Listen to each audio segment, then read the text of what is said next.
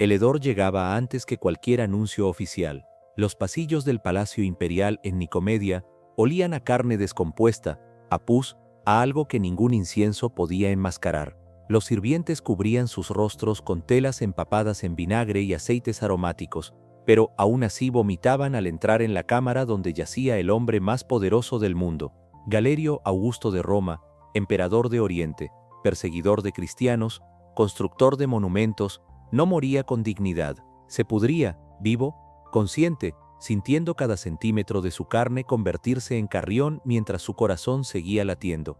Los médicos no se atrevían a tocarlo, observaban desde la distancia segura que permite el miedo disfrazado de protocolo. Habían intentado todo, cataplasmas de hierbas raras traídas desde Egipto, sangrías que solo aceleraban la debilidad, oraciones a Asclepio pronunciadas con voz temblorosa, porque todos sabían que los dioses no respondían cuando el enfermo había dedicado años a destruir a quienes adoraban a otros dioses. Y ahora esos cristianos, esos que habían sido quemados, crucificados, arrojados a las bestias por orden suya, rezaban en sus catacumbas, no por su salvación, por su muerte, porque llegara rápido y ejemplar. Pero la muerte no tenía prisa. La muerte había encontrado en Galerio un lienzo perfecto para pintar su obra maestra de horror. 20 años antes, Galerio no era esto, era músculo y ambición. Era el hijo de campesinos que había escalado desde las legiones hasta el trono mediante una combinación de brutalidad estratégica y lealtad calculada. Cuando Diocleciano reestructuró el imperio en la Tetrarquía, 4 gobernantes compartiendo el poder para evitar guerras civiles, eligió a Galerio como uno de sus cesares. No por amor, por utilidad, porque Galerio era el tipo de hombre capaz de hacer lo que otros solo amenazaban. Y Galerio cumplió, aplastó rebeliones en los Balcanes con una eficiencia que rayaba en la masacre artística, pueblos enteros desaparecidos, campos quemados hasta la sal, sobrevivientes encadenados y vendidos como ganado. Roma lo celebraba. Las monedas acuñadas con su rostro lo mostraban como guerrero invencible, corona de laureles, perfil que miraba hacia un futuro glorioso. Nadie en esas monedas imaginaba que ese mismo rostro terminaría hinchado, deformado, consumido por algo que ninguna espada podía derrotar.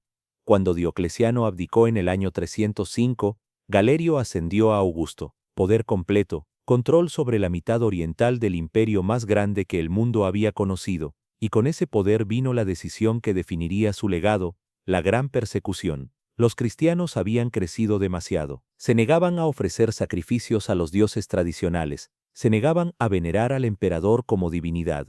Y esa negativa, para Roma, no era simplemente desobediencia religiosa, era traición política.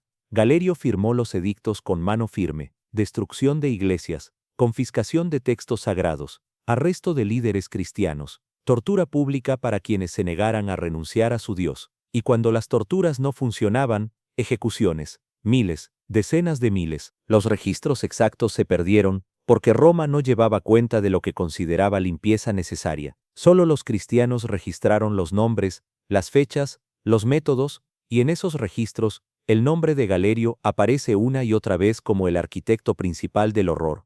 Él no lo veía así, lo veía como deber, como protección del orden romano, como garantía de que los dioses tradicionales no castigarían al imperio por tolerar blasfemia. Cada cristiano ejecutado era un sacrificio preventivo, una ofrenda para mantener la Pax Deorum, la paz con los dioses que aseguraba victorias militares y prosperidad. Pero los dioses, si existían, no parecían satisfechos. La enfermedad comenzó de forma sutil, un dolor en el abdomen que Galerio inicialmente ignoró. Emperadores no tienen tiempo para debilidades corporales. Luego vino la hinchazón. Su vientre comenzó a distenderse como si algo creciera dentro. Los médicos palpaban con cuidado, murmuraban diagnósticos contradictorios, prescribían dietas que no cambiaban nada, y entonces apareció lo que ningún tratamiento podía ocultar: las úlceras. Primero en el área genital, llagas que supuraban constantemente, que dolían con cada movimiento, que hacían imposible caminar sin ayuda. Galerio, que había marchado con las legiones a través de desiertos y montañas, ahora necesitaba sirvientes para levantarse de su cama. La humillación era casi peor que el dolor. Casi, porque el dolor crecía, se multiplicaba, se extendía. Las úlceras no sanaban, se profundizaban. La carne alrededor comenzó a necrosarse, negro primero, luego verde. Finalmente un gris enfermizo que los médicos reconocían como el color de la muerte avanzando mientras el paciente aún respiraba. Y el olor, ese olor que ningún texto antiguo describe con precisión porque el lenguaje no tiene palabras suficientemente brutales. Lactancio, el cronista cristiano que registró estos eventos con detalle mórbido y posiblemente exagerado, escribió que el hedor era tal que los guardias de palacio pedían ser transferidos, que las concubinas de Galerio huyeron, que incluso sus hijos evitaban visitarlo, encontrando excusas diplomáticas para mantenerse lejos de la cámara donde su padre se descomponía. Galerio intentó mantener las apariencias, emisarios y generales eran recibidos en audiencias donde él permanecía medio oculto tras cortinas, su voz distorsionada por el dolor constante, tratando de sonar autoritario mientras su cuerpo gritaba. Pero los rumores viajan más rápido que cualquier decreto imperial. Los soldados en las fronteras comenzaron a murmurar, los gobernadores provinciales a calcular, todos sabían que un emperador débil era un emperador muerto. Y la debilidad de Galerio no era política, era física, visible, olfativa, imposible de ocultar. Los cortesanos desarrollaron técnicas elaboradas de evasión, llegaban tarde a las audiencias esperando que terminaran antes, enviaban subordinados en su lugar, cuando no tenían opción y debían presentarse, respiraban por la boca, mantenían distancia máxima, acortaban sus informes al mínimo absoluto, y Galerio lo sabía, veía el asco en sus ojos, el alivio mal disimulado cuando podían retirarse, la certeza de que todos, absolutamente todos, estaban esperando su muerte, no por malicia personal necesariamente, simplemente por la necesidad práctica de que alguien sano tomara el control antes de que el imperio se fragmentara. Pero la muerte seguía sin llegar, la enfermedad avanzaba con lentitud metódica, destructiva, las úlceras alcanzaron sus piernas, caminar se volvió imposible, lo llevaban en literas, su peso sostenido por hombres que temblaban no de esfuerzo sino de repulsión, su apetito desapareció, la comida le provocaba náuseas, pero cuando no comía, la debilidad aumentaba. Un círculo sin salida donde cada opción conducía a más sufrimiento, y entonces comenzó lo que Lactancio describe con horror apenas contenido en su prosa moralista, los gusanos. Según su relato, la carne putrefacta de Galerio comenzó a producir larvas, vermes que emergían de las úlceras profundas, alimentándose de tejido necrótico. Los médicos intentaban extraerlos, pero aparecían más, como si el cuerpo del emperador se hubiera convertido en incubadora de su propia descomposición.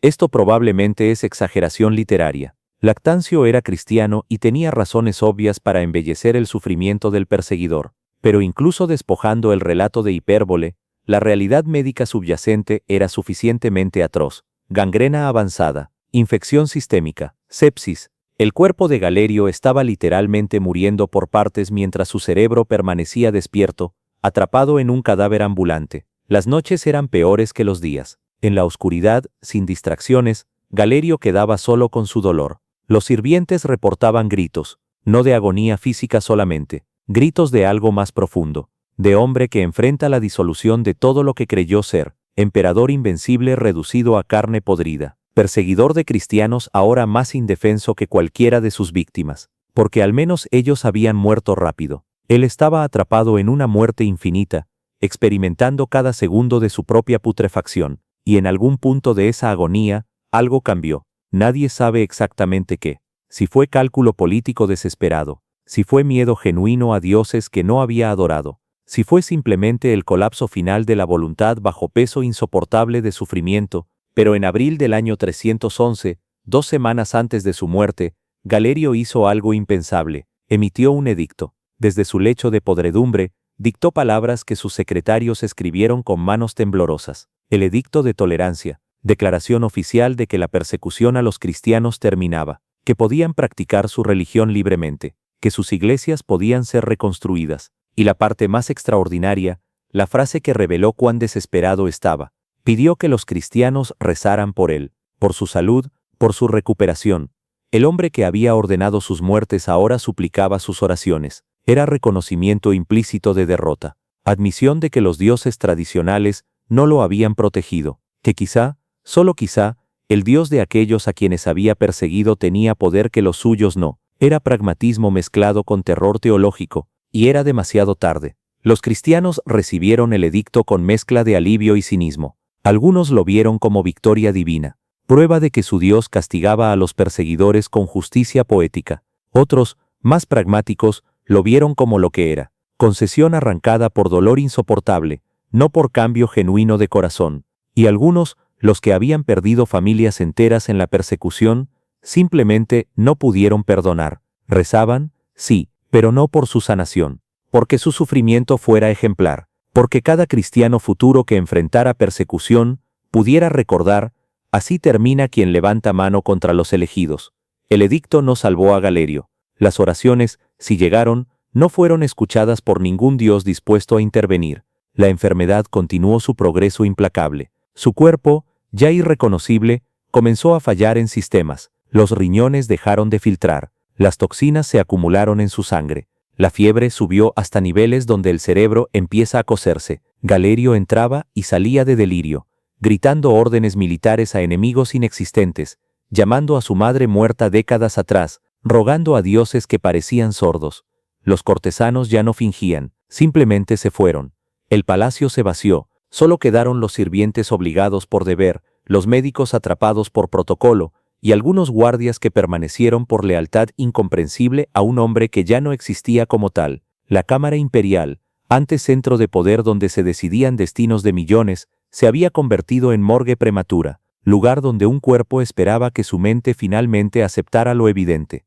En mayo del año 311, el corazón de Galerio finalmente se detuvo, no con drama, no con últimas palabras memorables, simplemente dejó de latir. El cuerpo que había soportado semanas de putrefacción progresiva, finalmente admitió derrota. Los médicos confirmaron lo que todos sabían. Los sirvientes corrieron a abrir ventanas, desesperados por dejar entrar aire fresco. Incienso fue quemado en cantidades industriales, y aún así el olor permanecía, impregnado en las paredes, en las cortinas, en la memoria de quien lo había presenciado. La noticia de su muerte fue recibida con alivio generalizado. No celebración abierta porque eso habría sido políticamente peligroso, pero alivio. El imperio podía moverse, otros augustos podían consolidar poder, la incertidumbre terminaba, y los cristianos, reunidos en sus comunidades recién legalizadas, interpretaban el evento como quisieron, algunos con gratitud por el edicto, otros con satisfacción oscura por el castigo divino, todos con la certeza de que algo había cambiado,